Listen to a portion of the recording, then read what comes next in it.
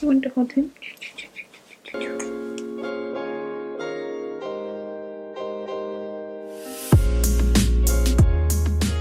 So I wanted to record my experience here giving birth in Germany.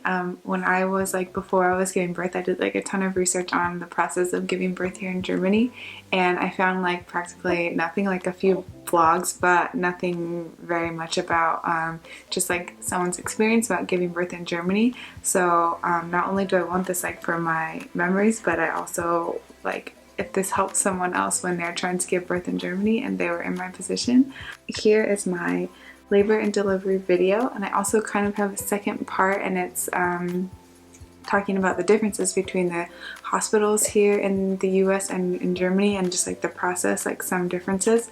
So I'm just sat here about to upload this video. I realized that the experience of me giving birth in Germany and the differences between the hospitals in one video is just way too long of a video. So I've separated it into two videos. The video of the differences between the US and German hospitals will be up very soon, so keep an eye out for that. And if you want to see my experience giving birth here in Germany, then just keep watching. Here is Harrison Johan. He is 2 months old. He was born on June 30th, 2018 at 11:44 a.m.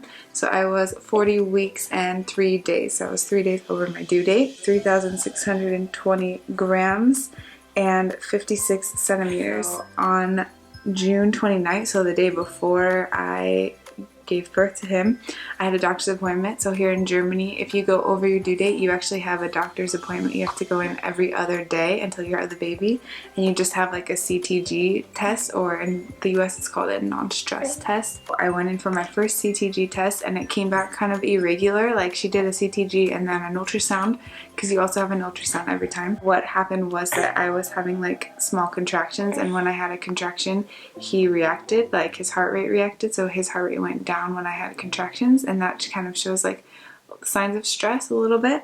So she just asked me to come back 1 hour later. She was go eat something, come back, and we'll do another one. I went back, had another CTG, and that time I remember I had a pretty big contraction, and so she came back and was okay, well, I think you should go to the hospital just to get checked out. And she was I would induce you if it were up to me, but just go, and they might send you home, they might induce you, good luck kind of thing. So then I went home and called Remo. He came home and I was yeah, she said we need to go to the hospital.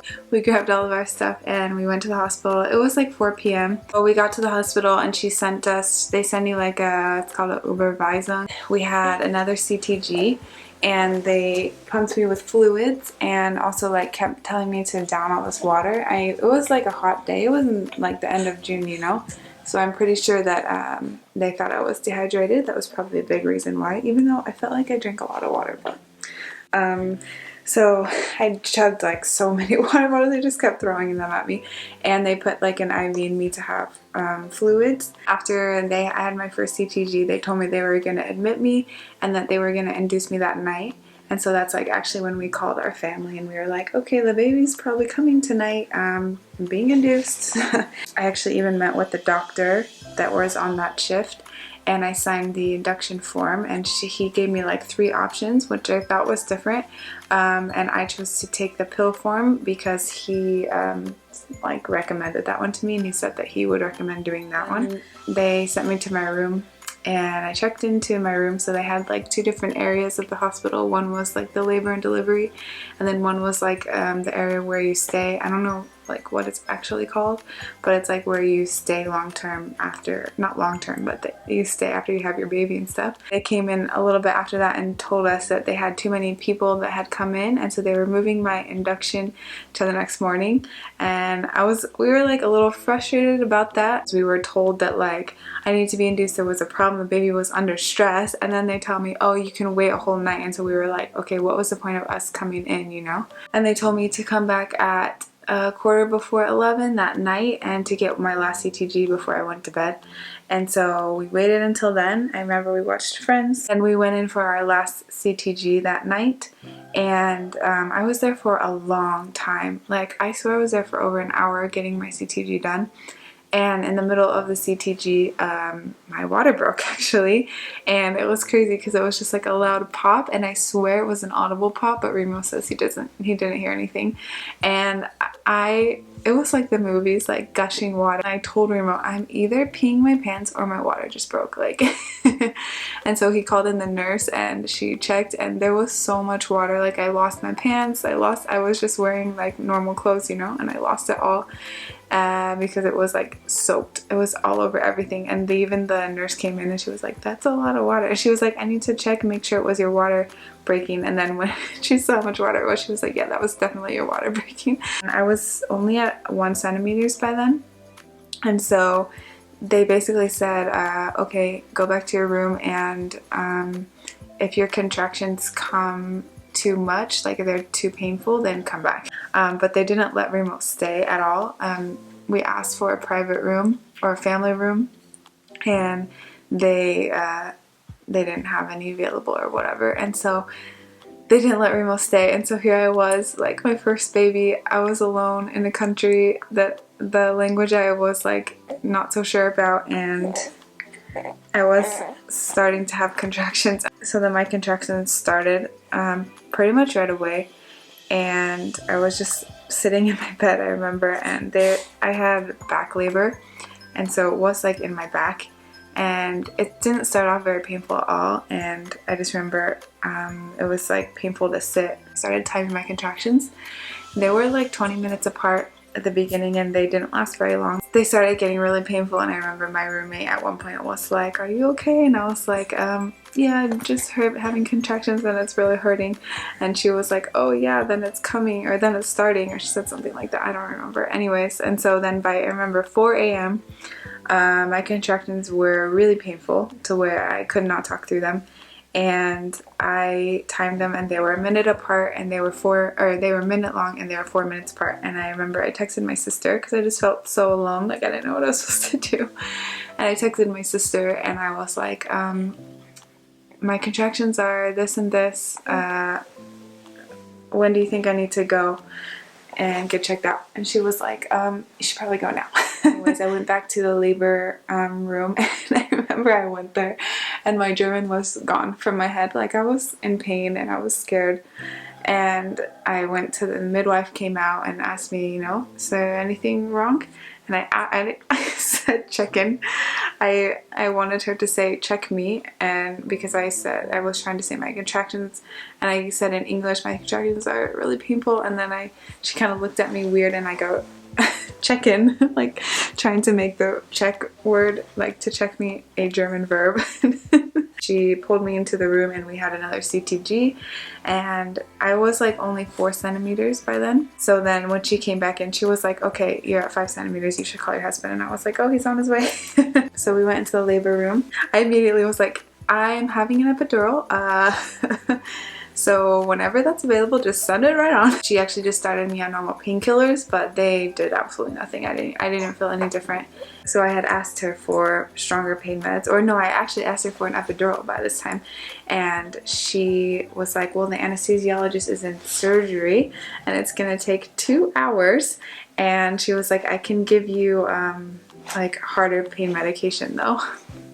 And that was like the worst news you could tell me by then. So anyway, she sent me up with like a harder medication, and again, I didn't feel anything. I had back labor, and so I couldn't sit down because it hurt in my back and like my butt, and I couldn't stand up because I had this like pressure, and it was like so intense. It wasn't quite 2 hours, I think it was like 1.5 hours. The anesthesiologist came in, and it was like the best thing I ever saw. So she came in, and I was so worried about it. About an epidural, just it hurting, but the epidural like really wasn't bad at all. It didn't even hurt. The worst part was having to stay still through the contractions. After I had the epidural, it was like the best thing ever, and I fell asleep actually. I just remember trying not to fall asleep for some reason. And she had to stay and watch me for 1 hour, I guess probably to see any like bad reactions to it. And so she just stayed and watched me for 1 hour, and they gave you like a clicker, and I think I topped it off 2 or 3 times, maybe 2 times. Like when I started feeling a contraction coming, I was like scared, so I would like click it. I told the midwife who came in, I told her that I needed to go to the bathroom, and I guess that's like a sign of the baby's head being down low enough to start pushing. And so she was like, oh, let me check you. So she checked me and I was at 10 centimeters then. And so she told me, oh, you're at 10 centimeters. Mwah. And she was like, it's time to start pushing. And I was so excited to start pushing.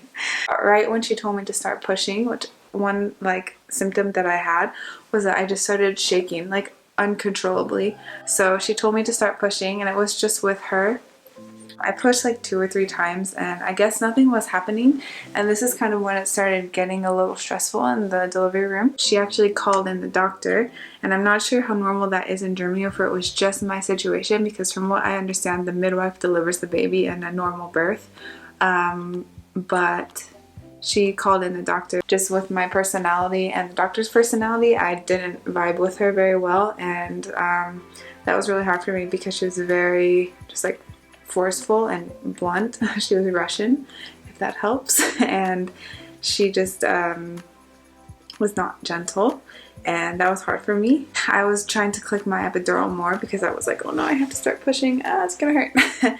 And so anyways, she told me I had to stop pushing my epidural because they wanted it to wear off. And again, I don't know if this is a normal thing or if this is just my situation, and I was pissed. I was like, no, no, no, no, no, no, no. I want an epidural for this reason. Like, you're making me wear off my epidural. As my epidural started wearing off, my contractions got harder, and they actually gave me more medicine. So it made it so I could feel my contractions more. I'm not 100% sure, but it just wore off the epidural even more. I'm not sure if that's like a normal process in Germany, but I know it's not normal in the US just from knowing people who have had epidurals. I guess because he wouldn't move down, she actually put her forearm on the front of my belly right up here and pushed down as hard as she could while I pushed.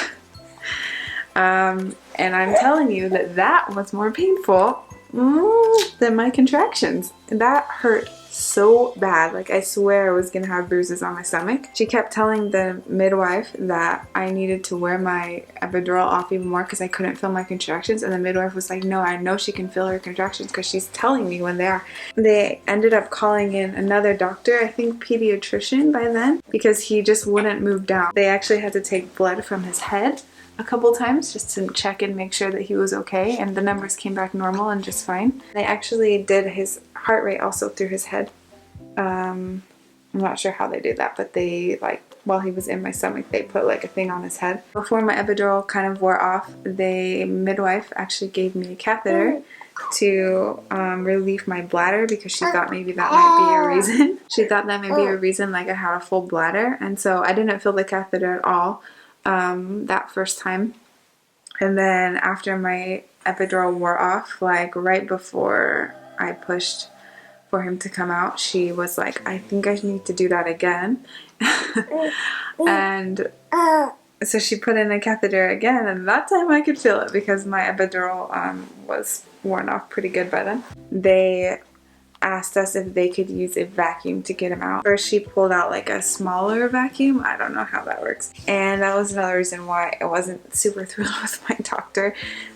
She just like didn't even like try to talk to me or anything. She just like shoved this in there, and it hurt so bad. And the other doctor that came in, I don't know if there were 2 more doctors or just 1 more doctor, I don't remember. She did the thing where she like pushed down hard on my stomach when then they were doing the thing with the vacuum, and the midwife was there as well. She was like, oh, it's too small, and then she like rips it out and she pushes in like a bigger vacuum. I don't know how that works. And they got his head out after a few pushes, and then the rest after a few pushes.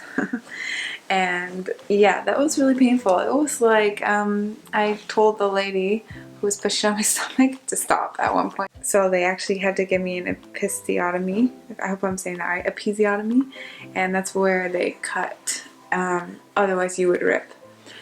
Thing about that is they have to stitch you up, and so the recovery is just harder after. When he came out, he was not crying and he was very blue. I just remember saying, why is he crying?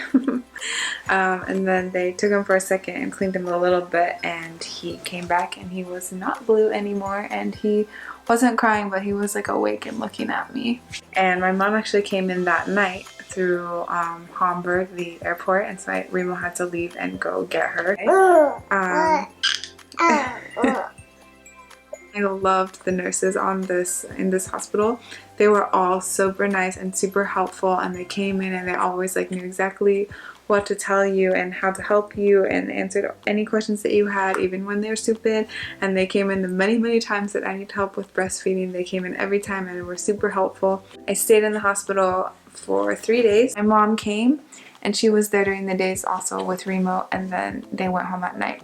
And the very last day my roommate left because she had had her baby 1 day earlier, so she left 1 day earlier than me, and my room was open, and there was no people coming in that night, and so we paid actually, and they let Remo stay, and they wheeled in a bed for him, and we paid for him to stay that last night. He's pretty tired. And also the last few days he also had to be monitored.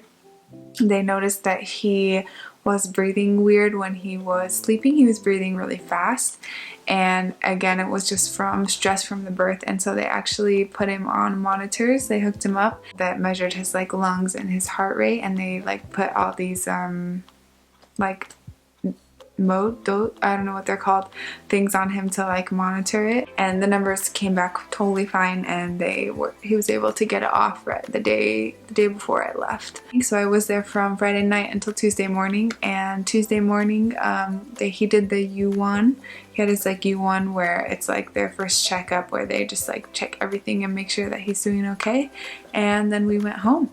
So that was my experience giving birth here in Germany. So thanks for watching. If you have any experiences giving birth here in Germany that are different from mine, then please write them in the comments because I would be very interested to know. See you next time. Cheers!